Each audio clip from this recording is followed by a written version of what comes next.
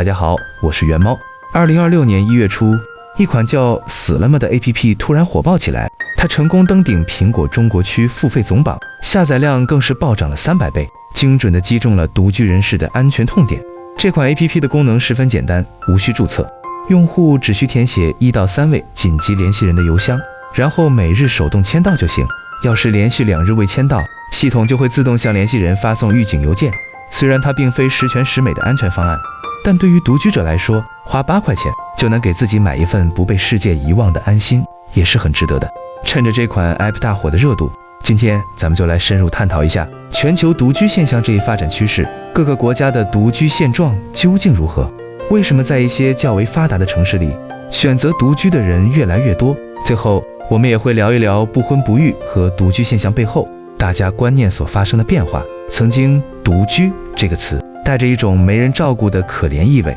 可如今它反倒成了不少年轻人主动选择的生活方式。高龄独居老人担忧孤独死，而年轻人却愈发热衷于零社交的生活。那么独居到底是一种自由，还是会陷入困境呢？咱们先来看第一部分，了解一下各个国家独居现象的数据情况。先说说韩国，2024年韩国的独居人口数量已经突破了800万，占比超过36%，而且从2015年开始，这一数据就呈现出非常明显的上升趋势，甚至到2047年，单人户可能会成为韩国最常见的家庭形式。到2052年，预计会有超过40%的家庭是一人生活。由此可见，独居在韩国正变得越来越普遍。在韩国的独居人口中，年轻单身群体和老年群体的增长速度最快，同时高学历、高收入的独居人群也在不断增多。不过，独居老人的健康问题和孤独感问题也日益凸显。为此，韩国政府正在加大社会福利和养老方面的投入。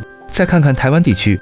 ，2023年独居生活的人数达到332万户，占比同样是36%，和韩国持平。其中65岁以上的独居老人大约有57.2万户，相比10年前翻了1倍。日本的最新数据显示，2020年日本的单人户数量超过了2000万，占比为38%，和韩国的情况相近。预计到2050年，这一比例将达到45%。也就是说，在东京，每2户中就会有1户是独居家庭。到2050年，日本65岁以上的老年独居人口预计会比现在多出1半，这无疑会让医疗和养老的压力越来越大。看到这里，你可能会觉得东亚地区的独居比例已经很高了，但其实这是一种错觉。放眼全球，东亚地区还真算不上独居比例最高的。我们总是盯着日本和韩国的数据，感觉东亚已经成了独居的重灾区。但实际上，北欧才是真正的独居王者。瑞典的独居占比高达47%，首都斯德哥尔摩的独居比例更是超过了1半。丹麦和挪威紧随其后，他们的独居比例都稳稳地处在40%以上。相比之下，日本38%的独居率只能算是优等生，根本排不进第一梯队。最后来看看中国大陆的情况，虽然中国大陆在各方面的发展起步相对较晚，但是往往都会以更快更大的规模出现，这次也不例外。2020年，大陆的独居人口已经超过了1.25亿，占比为25%。预计到2030年，独居人口将达到2亿。特别是在大城市，独居现象尤为突出，像北京、上海这样的城市，一人户的比例远远高于全国其他城市。年轻单身群体和空巢老人是独居的主力军。那农村的情况会不会好一些呢？其实并没有，农村的独居比例甚至比城市还要略高一点。其中女性独居者比男性多，低学历的独居者比高学历的多。不过在城市里，高学历年轻女性的独居人数增速最快，这也带动了独居经济的快速发展。接下来我们进入第2部分，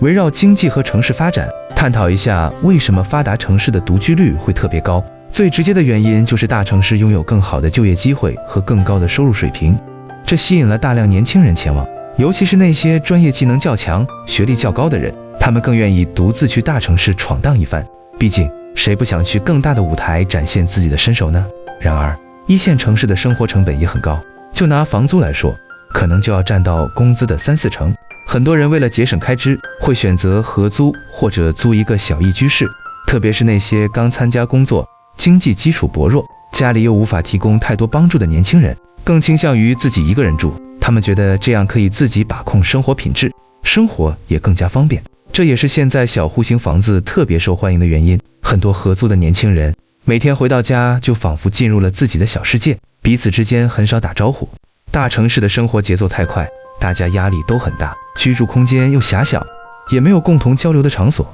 零社交逐渐成为一种常态。怪不得人们都说，都市里的邻里关系比素食还素。超过30%的年轻人把情感需求转移到了宠物或者网络陪伴上，孤独经济也因此兴起。这种生活生态最终促成了不婚不育与独居的理性闭环。此外，经济压力也让越来越多的年轻人主动选择不婚不育和独居。在大城市里，想要结婚就需要买房，首付可能要攒10几年的工资，养孩子每年也要花费不少钱，日常生活成本也很高。仔细算一算，很多人就觉得结婚生育并不划算，于是干脆不选择传统的婚育之路。他们把钱和时间都花在自己身上，去旅游，培养兴趣爱好，不用担心分担家庭压力，生活品质也能一直维持在较高水平。因此，不婚不育和独居反而成了一种理性的选择。个人意识的觉醒和社会观念的改变，让大家对不婚不育和独居的态度发生了巨大转变。现在的年轻人很多都把自我实现和精神满足放在首位，他们认为如果没有遇到合适的人，就没必要勉强自己进入婚姻，所以只谈恋爱不结婚，选择丁克或者周末夫妻等新模式越来越被大家接受。婚姻不再是唯一的选择，当组建家庭出现1+1小于2，甚至1+1小于1的效用损耗时，独居就成了保障个人生活质量的最优解。经济独立也让搭伙过日子的必要性降低，高学历女性经济独立后，对婚姻的要求也更高。还有一些人看到父母在婚姻中存在的矛盾，更愿意自己一个人生活。现在很多70后的父母也支持孩子选择不婚或者独居，大家的观念正变得越来越宽容和理性，而且现在的社会制度和支持体系也让更多人有底气选择不婚不育或独居。自由职业的发展以及互联网打破了社交障碍，人们可以通过兴趣社群、线上陪伴或者养宠物等方式满足情感需求，不结婚也能过得很精彩。整个社会对单身的包容度大大提高，社会保障、养老服务以及法律对同居的接纳和完善，都让很多人觉得单身也没什么后顾之忧，对传统婚育的依赖减少，更多人开始追求自己喜欢的生活方式。在未来，独居似乎甚至会成为大多数人的生活方式，这里面有经济因素，但同时也是在重新定义什么才是更好的生活。当我们终于能够选择自己生活的边界时，有人选择了孤独，